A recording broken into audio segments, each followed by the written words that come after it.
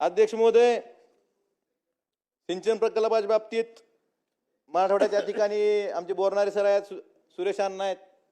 आमचा कृष्णा मराठवाडा सिंचन प्रकल्प आमच्याही जिल्ह्यातला आहे, सुरेश अण्णाच्याही जिल्ह्यातला आहे. हा मूळ प्रकल्प 4,800 कोटीचा होता. पण वेळेत न निधी मिळाल्यामुळं, वेळेत न कामं झाल्यामुळं हा प्रकल्प 12-13 हजार कोटीवर गेलाय. आणि आपण त्याचं श्रेय घेतो. एखाद्या प्रकल्पाची किंमत, पाणी तेवढंच येणार आहे, पण त्या प्रकल्पाची किंमत क्लॉज 38 आणि वेळेत निधी न मिळाल्यामुळं ही जर वाढून 13,000 कोटीवर जात असेल आणि त्याचं आपण श्रेय घेत असेल, हे कुठलं सुशासन म्हणायचं? ही सगळी कंत्राटदाराची भरती आहे, अधिकाऱ्यांची भरती आहे. आणि आताही ज्या प्रमाणात निधी ह्या योजनेसाठी द्यायला पाहिजे होता त्या प्रमाणात निधी शासनाकडून दिला गेलेला नाही. यामुळे हा 13,000 कोटीचा प्रकल्प आपण जर वेळेत निधी नाही दिला तर 20,000 कोटीवर जायला सुद्धा, परत सुधारित प्रशासकीय मान्यता घ्यायला सुद्धा आपल्याला वेळ लागणार नाही. त्यामुळे माझी विनंती आहे, हे प्रकल्प तात्काळ त्याला लागणारा निधी तुम्ही केंद्र सरकारकडून पैसे घ्या, कर्ज काढा, पण त्याला लागणारा निधी पूर्णतः उपलब्ध करून देऊन हे प्रकल्प लवकर पूर्ण करावेत. अध्यक्ष महोदय, नेहमी 13 जून 2019ला आपले सन्माननीय मुख्यमंत्र्यांनी एक भाषण केलं होतं आणि त्या भाषणातले वाक्य मलाही आवडलं होतं खूप, मराठवाड्यातल्या प्रत्येक माणसाला आवडलं असेल. ते काय म्हणले होते? या ठिकाणी असलेल्या ह्या पिढीनं दुष्काळ बघितलाय, पण मराठवाड्यातल्या पुढच्या पिढीला मी दुष्काळ बघू देणार नाही. अशा पद्धतीचे आम्ही सिंचन प्रकल्प राबवू. 5 DPR तयार केलेत, आमचे DPR पूर्ण झालेत. 2 महिन्यात निविदा प्रक्रिया होईल. हे कधी म्हणले होते? 13 जून 2019ला. आता आज किती तारीख आहे? डिसेंबर 2025 आहे, म्हणजे 25 संपत आलं, 26 होईल. 6 वर्ष होऊन गेले. 2 महिन्यात निघाली निविदा प्रक्रिया कुठं अडकली? या गतिमान सरकारमध्ये कुठं थांबली? या मराठवाड्यातल्या पुढच्या पिढीला दुष्काळ बघू न द्यायचं जे संकल्प ज्यांनी केला होता, ह्या संकल्पाचं काय झालं? का ह्या नुसत्या निवडणुकाला घोषणा करायच्या, खोटी स्वप्न दाखवायची आणि प्रत्यक्षात ज्यावेळेस कारवाई करायची वेळ येते त्यावेळेस मात्र काहीतरी आमचा DPR चालू आहे, आमचा सर्वे चालू आहे. अण्णा, मला एक उदाहरण द्यायचं आहे. पार गोदावरी खोऱ्याचं, यातून पार खोऱ्यातनं गोदावरी खोऱ्याला पाणी आणायचा DPR सर्वे 2012ला चालू झालाय. 7 कोटी रुपये त्या सर्वेसाठी तरतूद होती. 52 कोटी रुपये खर्च झालेत. अद्यापर्यंतही त्याचा सर्वे कंप्लीट नाही. अद्यापर्यंत.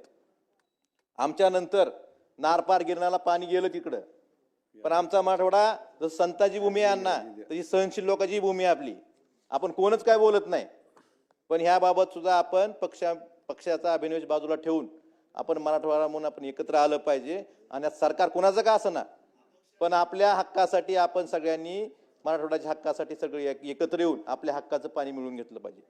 आपण पश्चिम वाहिनी नद्याचं आश्वासन दिलं गेलं होतं.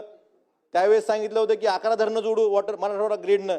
मी दरवेळेस बघतोय सत्ताधारी पक्षाचा प्रस्ताव आला अण्णा की मराठवाडा वॉटर ग्रीडचा त्यात उल्लेख असतो, पण तेवढाच उल्लेख असतो. त्या पुढं काय? जे 11 धरणं जोडणार होतात तुम्ही, 2 महिन्याची निविदा काढणार होतात, त्याचं काय झालं? 2019 पासून आपण हेच ऐकतोय. पुढं काय झालं? का नुसतीच आमचं संकल्प आहे, आम्ही हे करणार आहेत, पण पुढं काय? ह्याच्या बाबतीत सरकारनं ठोस अशी उपाययोजना केली पाहिजे आणि ह्यासाठी सगळ्यांनी मिळून एकत्र सरकारला विचारलं पाहिजे. 2 मिनिट संपवतो अध्यक्ष. अध्यक्षासाठी निकष. अध्यक्ष महोदय, आपण यात प्रस्तावात म्हणलेलं आहे की पडझड झालेल्या घरांना पंतप्रधान आवास योजनेतून 100% मदत. 3,500 पेक्षा जास्त घरांची पडझड झाली महाराष्ट्रात.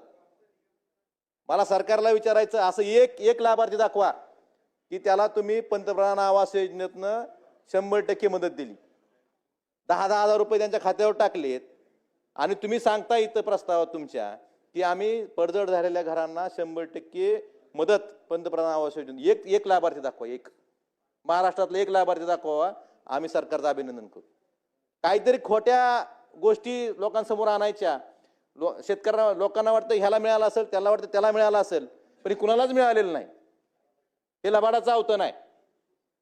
अध्यक्ष महोदय, त्यांनी आता या ठिकाणी बोरणारे सर बसलेत, बरेच आता बाबासाहेब आहेत आमचे. दुधाळ जनावरांसाठी 34,500 रुपये जाहीर केली मदत. मला या ठिकाणी बरेच शेतकरी आहेत, असं 34,500 रुपयात मिळणारी एक दुधाळ जनावर दाखवा. एक जर गाय घ्यायची म्हणलं तरी 1 लाखाच्या आत येत नाही. मग तुम्हाला जर खरीच शेतकऱ्यांना मदत करायची मिळते का 37,500 रुपयात? सर मिळतं का? खरं सांगा, शेतकरी म्हणून बोला. मग ह्या अशा वेळेस जर तुम्हाला खरीच मदत करायची असती तर कमीत कमी त्या जनावरांच्या किमती एवढी तर पैसे द्यायचे. 37,500 रुपयात काहीच येत नाही आणि त्याला 100 अटी निकष. अध्यक्ष महोदय,